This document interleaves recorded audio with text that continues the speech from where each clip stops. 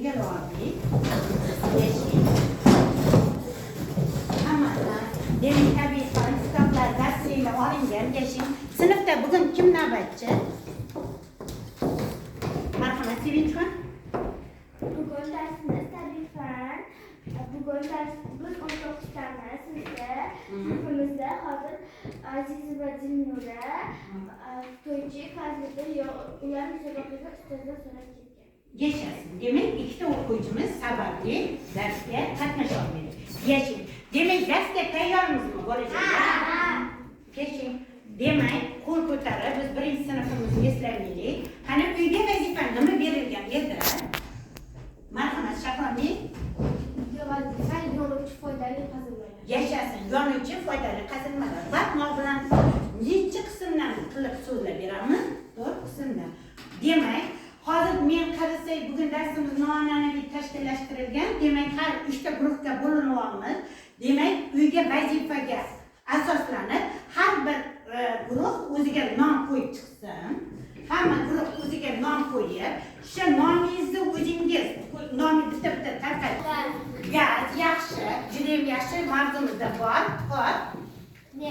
Neft, yashasın. Demak, neft deb yozamizda yopishtiramiz. Sizga chizishingizga vaqt ketadi.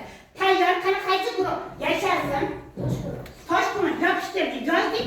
Demak, birinchi guruh orqada qolyapti. Yashasın. Aferin.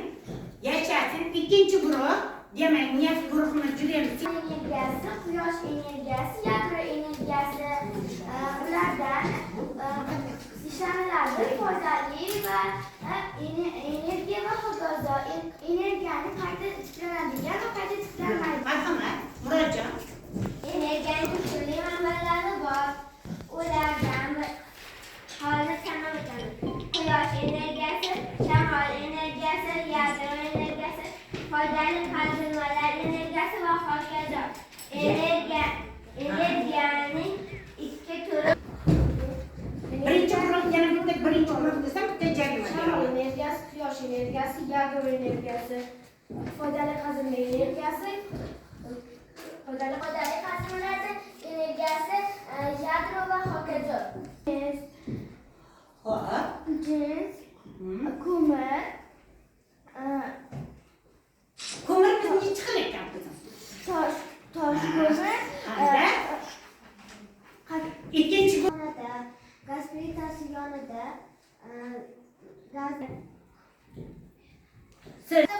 qazilma bo'lib, jins yer ostidagi o'simliklarning qoldig'idan paydo bo'ladi. yashasın.